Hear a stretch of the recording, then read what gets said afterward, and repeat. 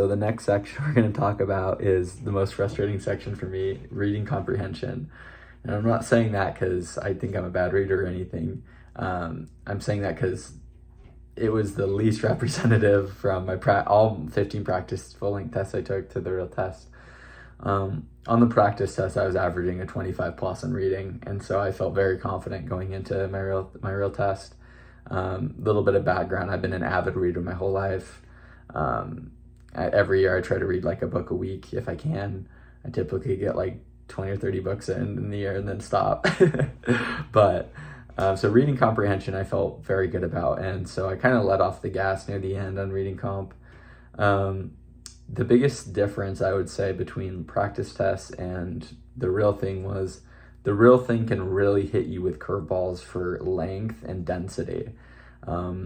My first passage I had, I'll never forget, was 18 long, dense paragraphs in one passage, and man, time management was so hard for that. I tried my best to work through it as quick as possible, but I was unprepared, and I ended up using about 25 to 28 minutes out of the hour I have on the first passage. Now, if anyone who's done reading comprehension knows, that's way too much time on one passage.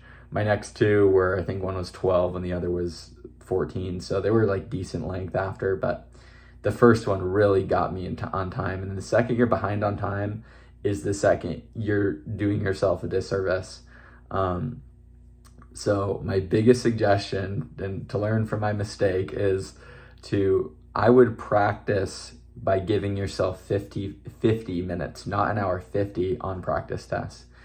And I think that'll help you because you'll find the operating system on the computers in the Prometric Center, they're just slower than adding 2-second delay or using any other computer can create. Like, you can add the 2-second delay in practice test, but every time you click next question or review question on the real DAT, on the reading comp, it will reload the whole passage, and sometimes that takes upwards of 5 seconds.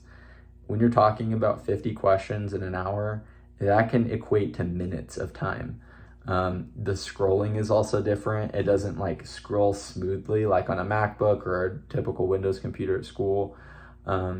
If you click at least for my computer, if I scrolled the scroll wheel on the mouse, it would go down one line of text. And if I gave it a big scroll, it would jump to the bottom. So mechanically, I felt underprepared, and that's my own fault. I can't blame that on the test. I can't blame that on the passages. I have to blame that on me and not being prepared, creating more test-like conditions. So that's my fair warning to you. Give yourself 50 minutes on all practice tests, not an hour. That way you'll be moving much faster than the needed pace. That way on the real thing, you'll either be thanking me that you're moving so quickly and getting them all right, or you're going to be hating me because you finished with 10 minutes to spare and you went too quickly and got them all wrong. So I think it'll help you, if anything, by giving yourself less time. So I was averaging 25s plus on practice tests. On the real thing, I got a 20. That's really what's holding my academic average of 23 back. I felt like I could have gotten a higher score if that would have been near my average, but that's okay. You know, they say that on every DAT, there's one section that's a little tough or tougher, and I felt like reading comprehension was that section for me. So don't neglect it. Keep reading, don't keep reading under time conditions and don't slack off, and you'll do great.